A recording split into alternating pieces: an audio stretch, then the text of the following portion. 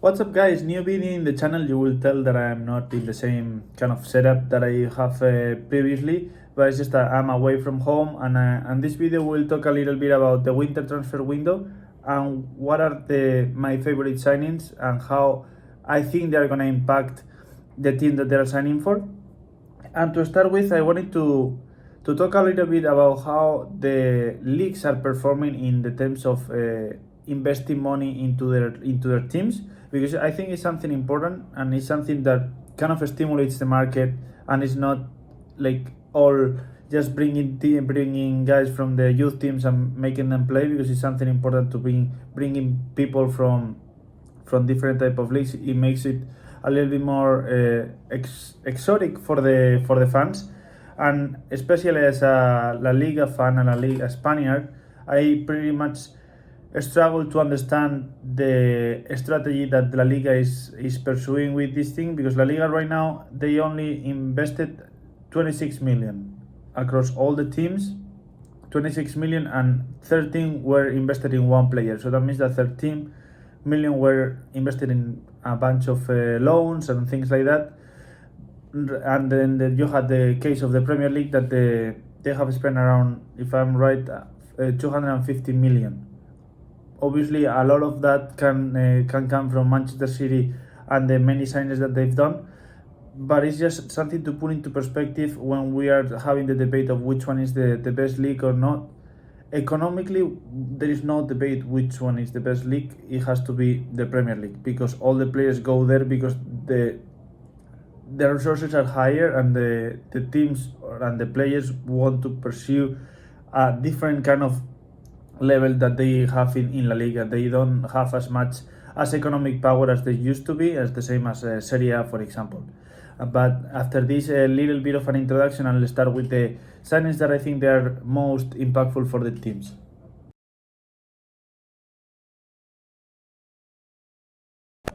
To start with the signings, we probably all are thinking about Manchester City, so I wanted to highlight the two that I think are gonna be most impactful. I think Nico Gonzalez and Omar Marmoush are gonna be the biggest impact into the team, just because of how much they are needed. I think obviously Kusanov can be needed because of the defense, but I think Nico Gonzalez in that position in the midfield, whenever Rodri comes back as well, they can play side by side. But I think Nico Gonzalez with the direction of Pep Guardiola can be a very good signing. 60 million is kind of expensive, but you have to understand where you are signing it. It's the same as Omar Marmoush. It's kind of the replacement of Julian Alvarez, in my opinion. The guy was scoring crazy amount of goals in Bundesliga, assisting as well. He did perform pretty well in the first games that he had played, not as Nico, that he struggled in the first game, but it's as everything. They need patience. It's a different league, it's a different kind of pace. They are not used to it, but what they have shown in big performances in Eintracht de Frankfurt, Porto or Barcelona, they are players that they can perform into a very, very good level, and hopefully they have that impact that I am expecting from them, and especially from Nico. I think he can be, alongside Rodri, a very good midfielder. Going from Manchester City, now we're going to talk about two signings from Betis. The first one is going to be Cucho Hernandez. A lot of you would know who he is, basically because he played in the MLS in Columbus Crew.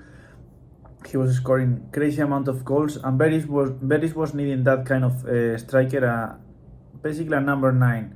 They had Victor Roque, they had Bakambu, but they weren't scoring as many goals as they needed, and it was the team that had most difference in terms of expected goals to goals scored, obviously highlighted by Victor Roque and Abde.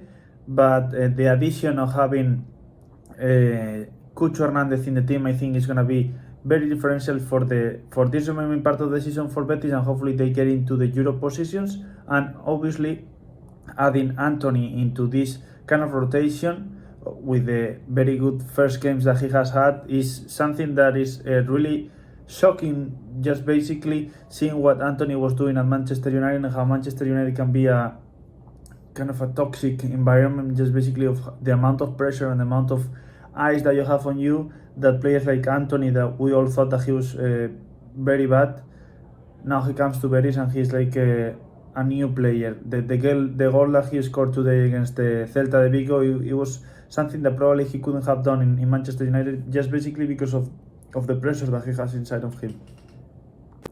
So moving from Betis, we'll go to another team in La Liga. We'll go to Girona with the signing of Arthur, that I think is the perfect replacement. Not the perfect, because probably there is somebody else that can do the job better, but based on the circumstances, the replacement of Alex Garcia that Girona was missing. They didn't have that kind of player that would be able to organize the game whenever Girona has the ball. That is a lot of the time during the game. They normally tend to have a lot of the possession, and sometimes it's not as effective as they can be because they are focusing a lot of, for example, on Miguel Gutiérrez, and they don't have another player that can focus the pressure and empty that space for Miguel Gutiérrez to play or for Arnau Martinez to play.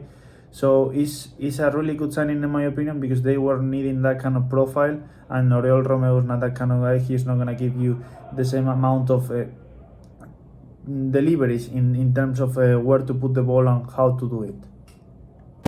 Doing the other way from Cucho and Anthony, we have Assane Diao that left Betis to Como for I think a fee of around 12-13 million. And I think it's a really good signing. I think Assane Diao has the potential to be a very good striker or winger, depending on where the Cesc in this case wants to play him. But he's already performing. In 6 games he has already scored 3 goals. And he's a player that I enjoyed to watch while he was playing at Betis. Obviously, you have to understand the economic situation at Betis, and knowing that maybe they don't have the resources if they wouldn't sell these kind of players like Assane Diao, or maybe in the future they have to sell Jesus Rodriguez. That is that kind of players that come out from the youth teams like Joaquin at that time, and you need to make some kind of profit in order to reinforce the team and have some more investments somewhere else. Like, for example, they don't really have a goalkeeper right now. So it's those kind of things, and I think Assane Diao is going to be a really good potential striker, hopefully for somebody else rather than Como, but for the Spanish national team for sure. The next signing that we have to talk about is Stefan Bajcetic. He's going from Liverpool, not Liverpool itself, but he was on loan on Red Bull Salzburg, that they cancelled the loan, and now he's going to Las Palmas in La Liga.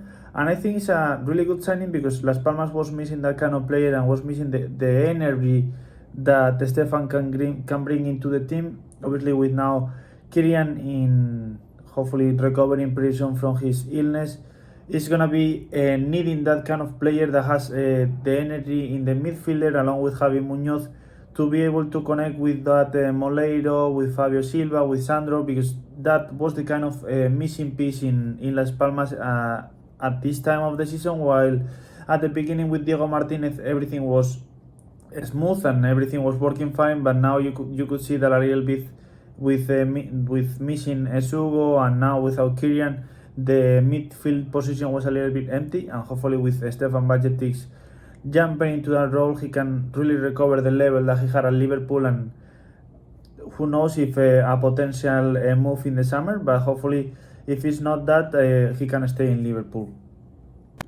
Next signing that we will talk about is Santiago Jimenez.